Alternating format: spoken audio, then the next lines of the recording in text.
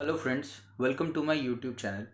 और आज मैं आपके साथ जिस टॉपिक पे बात करना चाहता हूँ वो है economic impact of corona virus after the lockdown. तो दोस्तों, आप लोगों को डेफिनेटली ये बात मालूम है कि कोरोना वायरस जो है हम लोगों के देश में एक तरह से कहर बन के आया है। और हम लोगों का सब पूरा इकोनॉमी जो है वो बहुत ज़्यादा अभी बुरे दौर से ये गुज़र रहा है। और हम लोगों का देश जो है कोरोना वायरस आने से ठीक पहले भी बहुत ज़्यादा अच्छा सिचुएशन में नहीं था।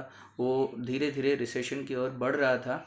और एक कोरोना वायरस आने के बाद और ज़्यादा इसमें प्रॉब्लम हो गया है। तो आज दोस्तों मैं आपके साथ कोई ये जो वीडियो है इसमें कोई प्रॉब्लम्स के बारे में मैं नहीं डिस्कस करूँगा। मैं सिर्फ इसका जो पॉजिटिव बातचीत है, मैं आपके साथ सिर्फ पॉजिटिव बातचीत करना चाहता हूँ। तो कैसे मैं आज आज की वीडियो में आपको ये बताने वाला हूँ कि किस तरीके से हम लोग यानी कि इंडियंस लोग हम लोग कोरोना वायरस के ख़राब इफ़ेक्ट से देश को इकोनॉमिक ग्रोथ एंड डेवलपमेंट के राह पे ले जा सकते हैं। ठीक है, तो let us start this video दोस्तों। प्लीज़ आप लोग मेरे चैनल को लाइक एंड सब्सक्राइब करना मत भूलिएगा। इससे मैं और बेहतर वीडियोस फ्यूचर में बनाने का कोशिश करूँगा। अब दोस्तों, सबसे पहले आप लोगों को मैं बता देना चाहता हूँ दोस्तों कि हम लोगों का जो देश है वो उतना ज़्यादा डेवलप्ड कंट्रीज़ के मुकाबले में उतना ज़्यादा हमारे पास फाइनेंशियल रिसोर्सेज बोलिए या जो भी बोलिए वो हमारे पास नहीं है। तो हम लोगों को ऐसा कुछ करना चाहिए जिससे एम्प्लॉयमेंट ज़्यादा से ज़्यादा जनरेटेड हो और हम लोगों का देश जो है वो और ज़्यादा बेहतर तरीके से इस प्रॉब्लम्स को सामना कर सके। तो दोस्तों, मैं चाहता हूँ कि हमारा देश का गवर्नमेंट जो है वो स्मॉल स्केल इंडस्ट्रीज़ यानी कि लघु उद्योग को और बढ़ावा दे, ताकि इन इंडस्ट्रीज़ को और ज़्यादा से ज़्यादा ये लोग एम्प्लॉयमेंट जनरेट कर सके। मैं लघु उद्योग का मतलब मैं छोटा मोटा जो बिजनेसेस होते हैं, रिटेल बिजनेस होते हैं, उनका डेवलपमेंट के बारे में मैं डिस्कशन करना चाहता हूँ। तो दोस्तों, आप लोगों को पता है कि देश में जो है मोमबत्ती हो गया, पापड़ हो गया, इस तरह का जो बिजनेसेस हैं, ये बिजनेसेस हमारे देश में बहुत पहले से चला आ रहा है। और आज हम लोगों को ये कोशिश करना चाहिए कि ये जो बिजनेसेस हैं इन लघु उद्योग को और ज़्यादा बेहतर तरीके से ये लोग जो बिजनेसमैन हैं वो इन बिजनेसेस को चला सके। क्योंकि ये जो बिजनेसेस हैं दोस्तों, ये लेबर इंटेंसिव बिजनेसेस हैं। दो तरह का बिजनेसेस होते हैं दोस्तों, एक होता है कैपिटल इंटेंसिव बिजनेस और दूसरा होता है लेबर इंटेंसिव बिजनेस। जो लेबर इंटेंसिव बिजनेस है वो देश में एम्प्लॉयमेंट को जनरेट करता है और इकोनॉमिक ग्रोथ एंड डेवलपमेंट ला सकता है। इसके अलावा दोस्तों, स्मॉल स्केल इंडस्ट्रीज़ के अलावा हम लोग को डेफिनेटली अपने देश में एग्रीकल्चर के ओर देखना चाहिए। एग्रीकल्चरल डेवलपमेंट हम लोगों का देश का इकोनॉमिक डेवलपमेंट का एक बहुत बड़ा अहम हिस्सा है। क्योंकि आप लोगों को पता है कि हम लोगों का देश का अधिकतर जो जनता है वो एग्रीकल्चर के ऊपर डायरेक्टली या इनडायरेक्टली निर्भर है। तो मैं चाहता हूँ कि देश में एग्रीकल्चरल डेवलपमेंट हो। एग्रीकल्चरल डेवलपमेंट के लिए हम लोगों को जो पानी का जो समस्या है वो हम लोगों को उसका एक सॉल्यूशन हम लोगों को ढूंढना पड़ेगा by way of good irrigation facilities. और इसके अलावा दोस्तों, मैं चाहता हूँ कि हमारे जो किसान भाई हैं वो साइंटिफिक तरीके से साइंटिफिक मेथड्स का उनको जानकारी देश का सरकार मुहैया करे। High yielding varieties of seeds उनको प्रोवाइड किया जाए, जिससे इकोनॉमिक ग्रोथ एंड डेवलपमेंट उन लोगों को इस पर्टिकुलर सेक्टर में प्राइमरी सेक्टर में और तेज़ी से यहाँ पे निकल करके आए। इसके अलावा दोस्तों, देश में रियल एस्टेट सेक्टर जो है उसको भी देश का सरकार का काफ़ी ज़्यादा अभी सपोर्ट का ज़रूरत है। क्योंकि रियल एस्टेट इंडस्ट्री का अनसोल्ड इन्वेंट्री बहुत ज़्यादा बढ़ चुका है, जिसके वजह से यहाँ पे इस पर्टिकुलर इंडस्ट्री में भी बहुत ज़्यादा प्रॉब्लम का सामना करना पड़ रहा है। तो यहाँ पे बहुत सारे लोग बोले, हाँ, आपको हो सकता है बोलेंगे कि रियल एस्टेट इंडस्ट्री के लिए अनसोल्ड इन्वेंट्री जो है वो एक अप्रिशिएटिंग एसेट है दोस्तों। लेकिन दोस्तों, मैं इस बात से उतना ज़्यादा इत्तेफाक नहीं रखता हूँ। अप्रिशिएटिंग एसेट एक सर्टेन एक्सटेंट तक हो सकता है, लेकिन बाद में जाकर के अगर अनसोल्ड इन्वेंट्री पाइलअप करता रहेगा तो वो अप्रिशिएटिंग एसेट नहीं रहेगा, बल्कि उसका जो डिमांड है मार्केट में वो बहुत ज़्यादा घट जाएगा। और जिसकी वजह से हम लोगों का देश में जो रियल एस्टेट इंडस्ट्री है, जो होम हाउसिंग डेवलपमेंट का जो सेक्टर्स है उसको काफ़ी ज़्यादा हम लोगों के देश में अभी सरकार का मदद का ज़रूरत है। मैं चाहता हूं दोस्तों ऐसे इंडस्ट्रीज़ को, जैसे स्मॉल स्केल इंडस्ट्रीज़ हो गया या रियल एस्टेट इंडस्ट्री हो गया, और जो दूसरे इंडस्ट्रीज़ हैं उनके लिए सरकार टैक्स कट्स का प्रावधान रखे, ताकि ये जो लोग हैं इनका रियल सेविंग्स जो है वो देश में बढ़े। इसके अलावा दोस्तों मैं अब कुछ टेक्निकल बातचीत आपके साथ करने जा रहा हूं। मैं आज आपके साथ डिस्कस करने जा रहा हूं, जैसे कि आप लोग देख पा रहे हो, मैं कुछ 6 फैक्टर्स हैं जो इकोनॉमिक ग्रोथ के लिए रिस्पॉन्सिबल है, उसके बारे में आज आपके साथ चर्चा करूंगा।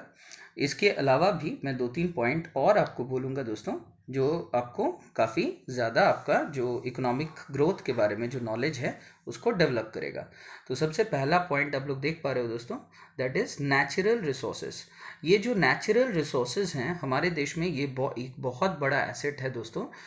हम लोगों का देश जो है नेचुरल रिसोर्सेज से शुरू से ही काफ़ी ज़्यादा जो है रिच रहा है, जिसके वजह से हम लोग को अगेन इकोनॉमिक ग्रोथ अगर करना है तो हमें इन नेचुरल रिसोर्सेज को प्रॉपर यूटिलाइजेशन के बारे में सोचना पड़ेगा।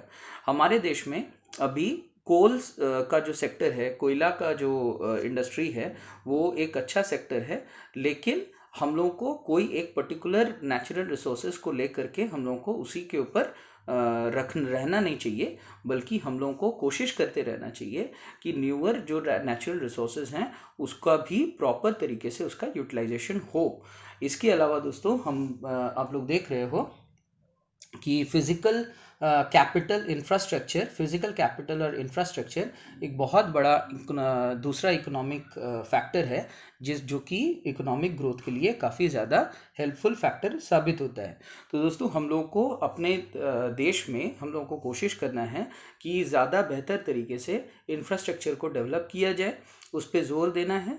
इंफ्रास्ट्रक्चर डेवलप करने से बहुत सारे जो बिजनेसेस हैं एंड इंडस्ट्रीज़ हैं वो अपने आप में वो डेवलप होने का चांसेस उसमें रहता है। इंफ्रास्ट्रक्चर में दोस्तों बिजली, पानी, ये सब का सुविधा भी इंक्लूड हो जाता है और सड़क की सुविधाएं भी इंक्लूड हो जाते हैं। तो ये सब चीज़ों का डेवलपमेंट का बहुत, और ये सब जो सेक्टर्स हैं इंफ्रास्ट्रक्चर डेवलपमेंट का, जो कंस्ट्रक्शन का जो सेक्टर है, इससे देश में एम्प्लॉयमेंट भी जनरेट होगा।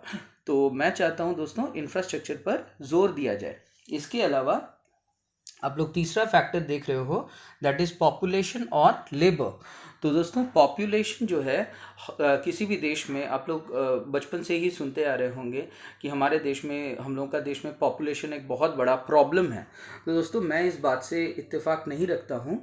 चाइना का आप लोग केस देख सकते हैं, चाइना का भी पॉपुलेशन बहुत ज़्यादा है, इसके बावजूद आज के डेट में चाइना एक आर्थिक सुपर पावर बन करके उभर चुका है। तो हम लोग को भी अपना जो पॉपुलेशन है उसको एक आशीर्वाद के तरह, एक बूंद के तरह हम लोगों को उसको सोचना चाहिए। हम लोग अपने पॉपुलेशन के ज़रिए, हम लोग का पॉपुलेशन एक बहुत बड़ा मार्केट हमेशा से ही हम लोगों को दिया है, जिसकी वजह से हम लोगों का देश में जो है वो इकोनॉमिक ग्रोथ दूसरे कंट्रीज़ के मुकाबले में काफ़ी तेज़ी से आ सकता है। इसके अलावा दोस्तों मैं आपके साथ डिस्कस करूँगा इसके अलावा दोस्तों मैं आपके साथ डिस्कस करूँगा जो चौथा फैक्टर है, उसके बारे में मैं डिस्कस करूँगा। तो जो चौथा फैक्टर है दोस्तों, दैट इज़ ह्यूमन कैपिटल। तो दोस्तों हम लोगों का जो देश है ये काफ़ी एक युवा देश है, ठीक है। हम लोगों का देश का जो ज़्यादातर जो वर्किंग पॉपुलेशन है, दैट इज़ वेरी यंग। तो ये एक बहुत बड़ा एसेट है हम लोगों के लिए दोस्तों। इस एसेट को हम लोगों को प्रॉपर ढंग से हम लोगों को यूज़ करना पड़ेगा। हम लोग अगर चाहेंगे, हमारा देश का युवा अगर डिटरमाइंड रहेगा, प्रॉपरली गाइडेड रहेगा, तो हम लोगों का देश का ग्रॉस डोमेस्टिक प्रोडक्ट जीडीपी में एक बहुत बड़ा एक कंट्रीब्यूशन उनका रह सकता है, ठीक है। इसके अलावा दोस्तों नेक्स्ट जो पॉइंट है वो आप देख रहे हैं, दैट इज टेक्नोलॉजी।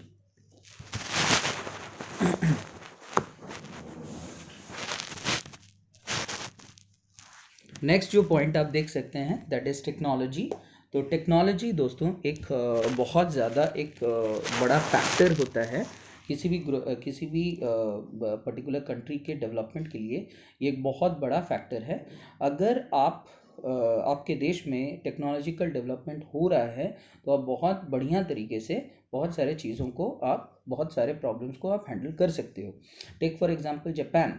तो जापान जो है वो आज के डेट में एक छोटा सा देश होने के बावजूद वहाँ पे हायर एंड इम्प्रूव टेक्नोलॉजी की वजह से वो लोग बहुत सुनामी जैसे बड़े प्रॉब्लम्स को आप लोग देख सकते हैं कि कितने बढ़िया तरीके से वो लोग झेल चुके हैं।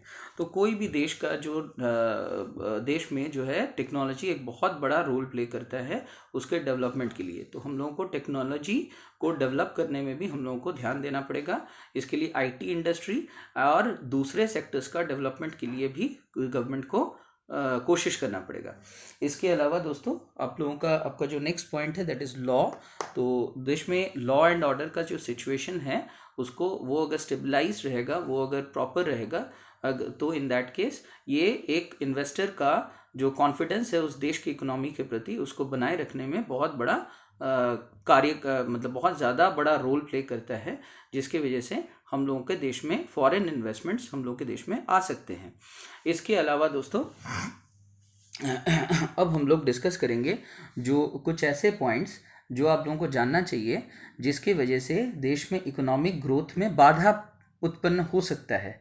तो आप लोग जो पहला पॉइंट आप लोग देख पा रहे हो that is 6 factors that limit economic growth. उसमें जो पहला फैक्टर है that is poor health and low level of education. तो दोस्तों जो पुअर हेल्थ वाला जो प्रॉब्लम है, आप लोग बचपन से एक कहावत सुने होंगे कि if wealth is lost nothing is lost, if health is lost something is lost, and if character is lost then everything is lost. तो दोस्तों ये बहुत बड़ा एक फैक्टर होता है हेल्थ फैक्टर। हम लोग का देश में जो ज़्यादातर जो पॉपुलेशन है वो माल न्यूट्रिशन से सफ़र कर रहे हैं। तो माल न्यूट्रिशन की वजह से उनका जो फुल पोटेंशियल है वो रियलाइज़ हम लोग नहीं कर पा रहे हैं। तो हम लोगों को कोशिश करना चाहिए कि माल न्यूट्रिशन और जो दूसरे हेल्थ हैज़र्ड्स हैं उनके साथ हम लोग डील करेंगे, ठीक है, उसको हम लोग दूर भगाएंगे। आप लोग अभी हाल फिलहाल में आप लोग देखिए कि श्रीलंका जो कंट्री है वो कम्प्लीटली मलेरिया फ्री हो चुका है। तो अगर श्रीलंका जैसा श्रीलंका जो भारत के कंपैरिजन में एक छोटा सा देश है वो ऐसा कर सकता है, तो हम लोग क्यों नहीं कर पाएंगे दोस्तों? तो हम लोग भी ऐसा कर सकते हैं। तो इसीलिए हेल्थ को हम लोगों को इम्प्रूव करना ही पड़ेगा, क्योंकि पुअर हेल्थ एक बहुत बड़ा बाधा उत्पन्न करता है इकोनॉमिक ग्रोथ के लिए। तो इसके अलावा लैक ऑफ नेसेसरी इंफ्रास्ट्रक्चर। दोस्तों हम लोगों का देश में जो है इंफ्रास्ट्रक्चर अगर रहेगा तो ये इकोनॉमिक ग्रोथ को स्पीड अप करता है, लेकिन दुर्भाग्य से हमारे देश में बहुत सारे ऐसे जगह हैं जहाँ पे इंफ्रास्ट्रक्चर प्रॉपर नहीं है, जहाँ पे पक्के सड़कें नहीं हैं, जहाँ पे प्रॉपर तरीके से बिजली पानी इत्यादि का यूज़ नहीं होता है। तो जिसके वजह से हम लोगों का देश जो है उसमें एक इकोनॉमिक ग्रोथ में ये एक बहुत बड़ा बाधा यहाँ पे उत्पन्न हो सकता है।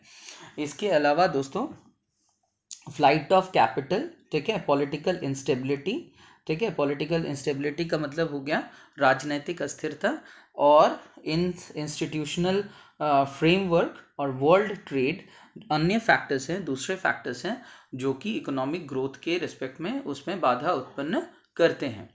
अब दोस्तों मैं आपके साथ ये डिस्कस करूंगा कि हमारे देश के सरकार को इकोनॉमिक ग्रोथ को बूस्टअप करने के लिए उन्हें क्या क्या कदम उठाना चाहिए। तो सबसे पहले दोस्तों मैं बताना चाहता हूँ कि हमारे देश के गवर्नमेंट को जो है वो इंटरेस्ट रेट्स कोई भी लोन के ऊपर, खासतौर पे होम लोन्स के ऊपर जो है वो इंटरेस्ट रेट को उनको लो करना चाहिए, क्योंकि इंटरेस्ट रेट्स जब लो होगा तब लोग जो है स्पेंडिंग अपना बढ़ाएंगे, people will take loans, people will start taking loans, और इससे देश में जो लिक्विडिटी है वो बढ़ेगा। देश में लिक्विडिटी बढ़ाना बहुत इंपॉर्टेंट है दोस्तों, क्योंकि लिक्विडिटी बढ़ने से ही देश में इकोनॉमिक डेवलपमेंट आ सकता है, because people will start spending more. तो देश में स्पेंडिंग बढ़ना चाहिए दोस्तों। अब इसके अलावा जो दूसरा कदम गवर्नमेंट जो है वो उठा सकता है दैट इज़ आप लोग देख सकते हैं दोस्तों टैक्स कट्स। तो टैक्स कट्स मतलब देश में डिफरेंट डिफरेंट सेक्टर्स को अभी बहुत ज़्यादा उसमें डेवलपमेंट का ज़रूरत है दोस्तों। तो मैं चाहता हूँ कि देश का गवर्नमेंट जो है इंडियन कंपनीज़ को और इंडिया के जो छोटे उद्योग हैं, स्मॉल स्केल इंडस्ट्रीज़ हैं और जो दूसरे बिजनेसेस हैं, उनको टैक्स में रिलीफ दे, टैक्स कट्स दे। तो इससे क्या हो जाएगा, लोअर टैक्स रेट्स की वजह से उन लोगों का स्पेंडिंग, उन लोगों का जो रियल सेविंग्स है वो बढ़ेगा और इससे क्या होगा कि उनका जो ग्रोथ है वो स्पीड अप हो सकेगा।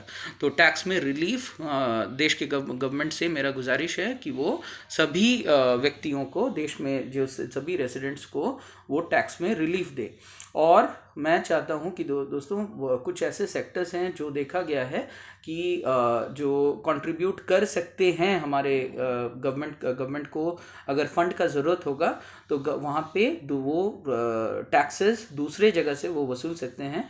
दोस्तों आप जानते ही हैं कि फॉरेन कंपनीज़ का जो सरचार्ज का जो रेट्स है वो बहुत साल तक रिवाइज नहीं हुआ है और ये रेट्स जो हैं ये काफ़ी कम है। फॉरेन कंपनीज़ का जो 1 करोड़ से लेकर के 10 करोड़ के बीच में जिनका ग्रॉस टोटल इनकम है, उनका यहाँ पे सिर्फ और सिर्फ फॉरेन कंपनीज को 7% सरचार्ज उन पे लगाया जाता है और 10 करोड़ से ज़्यादा पर उनसे सिर्फ 12% का सरचार्ज लगाया जाता है। तो मैं चाहता हूँ दोस्तों कि ये जो सरचार्ज का रेट्स है जो काफ़ी साल तक अभी तक जो है वो बढ़ा नहीं है, तो अब वक्त आ गया है कि इन सरचार्ज का रेट्स को फॉरेन कंपनीज के रिस्पेक्ट में उसको बढ़ाया जाए। तो इसके अलावा दोस्तों नेक्स्ट जो पॉइंट है that is higher real wages. तो गवर्नमेंट को जो है जितने वर्कर्स हैं, जितने डेली वेज अर्नर्स हैं, उनका जो रियल वेजेस है, उनका जो वेज रेट्स है उसमें इजाफा करना चाहिए, ताकि वर्कर्स जो है जिनका जो बहुत सारा अभी प्रॉब्लम्स झेल रहे हैं इस पर्टिकुलर सिचुएशन में, उनको इससे राहत मिले। मनरेगा एंड जो भी नरेगा का जो फैसिलिटीज़ हैं वो ज़्यादा से ज़्यादा अभी और ज़्यादा वर्कर्स को और प्रोवाइड किया जाना चाहिए और इनका जो 200 डेज़ का जो यहाँ पे दिया जाता है उनको वो और बढ़ा देना चाहिए, ठीक है, उनका और इसको इंक्रीज़ करना चाहिए, मिनिमम गारंटीड वेजेस उनका बढ़ाना चाहिए ताकि ऐसे वर्कर्स को प्रॉब्लम ना हो। इसके अलावा दोस्तों गवर्नमेंट स्पेंडिंग, आप लोग नेक्स्ट पॉइंट देख सकते हो कि जो गवर्नमेंट स्पेंडिंग है वो एक बहुत बड़ा मेजर है। गवर्नमेंट को अपना स्पेंडिंग जो है वो बढ़ाना चाहिए, क्योंकि गवर्नमेंट अगर अपना स्पेंडिंग बढ़ाएगा तो हाउस होल्ड सेक्टर को और दूसरे सेक्टर्स को यहाँ पे लिक्विडिटी ज़्यादा मिलेगा, जिसकी वजह से उनका आर्थिक स्थिति, उनका स्टैंडर्ड ऑफ लिविंग वो बढ़ सकेगा, वो बेहतर हो पाएगा। तो गवर्नमेंट को अपना स्पेंडिंग जो है वो बढ़ाना पड़ेगा by investing more and more in infrastructure projects. तो इसके अलावा दोस्तों डीवैल्यूएशन, ये एक लास्ट मेजर है, दैट इज़ डीवैल्यूएशन। तो डीवैल्यूएशन का मतलब होता है देश का जो करेंसी का जो वैल्यू है उसको घटा देना। लेकिन दोस्तों ये लास्ट आखिरी हम लोगों का हथियार होना चाहिए। डीवैल्यूएशन, मैं मानता हूँ, मेरा ये पर्सनल मत है कि डीवैल्यूएशन कोई पर्टिकुलर सॉल्यूशन नहीं है। बहुत सारे लोग आपको बोलेंगे कि डीवैल्यूएशन करने से एक्सपोर्ट्स जो हैं उसमें बढ़ावा मिलेगा, ठीक है, लेकिन मैं मानता हूँ कि डीवैल्यूएशन इनडिस्क्रीट तरीके से इस्तेमाल नहीं होना चाहिए। तो दोस्तों आज जो है मैं आपका इस वीडियो को ख़त्म करने से पहले एक कंक्लूडिंग कमेंट देना चाहता हूँ। दोस्तों प्लीज़ स्वदेशी अपनाइए, ठीक है। कुछ हमारे देश के जो इंडस्ट्रीज़ हैं, हमारे देश के जो बिजनेसेस हैं, उनको आपका सहायता का बहुत ज़्यादा उनको ज़रूरत है, ठीक है। प्लीज़ आप लोग स्वदेशी अपनाइए। जो भी आप लोग सामान खरीद रहे हैं कोशिश करिए कि India, made in India products ज़्यादा से ज़्यादा आप कंज्यूम करो, क्योंकि आप जितना ज़्यादा से ज़्यादा मेड इन इंडिया प्रोडक्ट्स आप खरीदोगे। इनफैक्ट टूरिज़्म इंडस्ट्री के बारे में मैं बोलना चाहता हूँ कि जो लोग घूमने जाते हैं, मतलब आफ्टर द लॉकडाउन जो लोग घूमने जाएंगे, तो अगर आप लोग इंडियन रेस्टोरेंट्स में आप विज़िट करोगे, इंडिया के प्लेसेस को आप विज़िट करोगे, तो यहाँ पे इंडियन टूरिज़्म इंडस्ट्री डेवलप होगा दोस्तों, और ये बहुत ज़्यादा ज़रूरत है। आइए हम सब मिल करके कुछ थोड़ा सा योगदान दें। हम लोग कम से कम थोड़ा सा अगर स्वदेशी अपनाएंगे दोस्तों, तो इन दैट केस चाइना जैसा कंट्रीज जो कि हमारे देश से बहुत सारा मुनाफा कमा करके लेकर के जाते हैं, वो थोड़ा सा हम लोगों का जो है, हम लोग का देश का जो डेवलपमेंट होगा वो इससे हो पाएगा। चाइना जैसा देश इस जो प्रॉफिट कमा करके ले जाते हैं वो नहीं ले जा पाएंगे। तो आइए दोस्तों, हम सब मिल करके कोशिश करते हैं कि हम लोग इकोनॉमिक डेवलपमेंट देश में जल्द से जल्द ला सकें। थैंक यू दोस्तों।